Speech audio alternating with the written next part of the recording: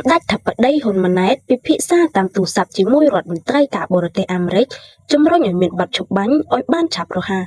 សម្ដេចធិបតីហ៊ុនម៉ាណែតនាយករដ្ឋមន្ត្រីនៃកម្ពុជាបានជួបពិភាក្សាទូរស័ព្ទជាមួយលោកម៉ាកូរីអូរដ្ឋមន្ត្រីការបរទេសសហរដ្ឋអាមេរិកនាយប់ថ្ងៃទី25ខែធ្នូឆ្នាំ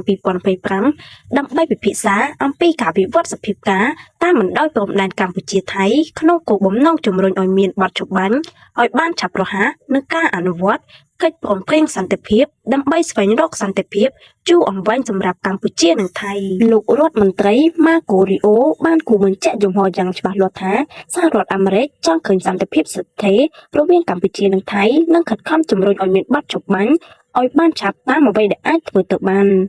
សម្ដេចប្រវត្តិធិបតីហ៊ុនម៉ាណែតបានបញ្ជាក់សារជាថ្មីអំពីការប្រកាន់ខ្ជាប់យ៉ាងម៉ឺងម៉ាត់របស់កម្ពុជាក្នុងការបន្តអនុវត្តតាមស្មារតីសេចក្តីថ្លែងការណ៍រួមទីក្រុងកូឡាឡាំពួរនិងសង្ឃឹមថាភាគីទាំងពីរនឹងបន្តធ្វើការជាមួយគ្នាស្របតាមកិច្ចព្រមព្រៀងសន្តិភាពដែលមានបើតាមសម្ដេចធិបតីហ៊ុនម៉ាណែតកម្ពុជាបន្តរក្សាជំហរក្នុងការដោះស្រាយបញ្ហាព្រំដែនដោយសន្តិវិធីដោយអនុលោមតាមកិច្ចព្រមព្រៀងនិងយន្តការដែលបានឯកភាពគ្នាពេលកន្លងមករួមទាំងសេចក្តីថ្លែងការណ៍រួមទីក្រុងកូឡាឡាំពួរដើម្បីដោះស្រាយបញ្ហាព្រំដែនកម្ពុជាថៃនិងកសាងសន្តិភាពយូរអង្វែងរវាងប្រទេសទាំងពីរ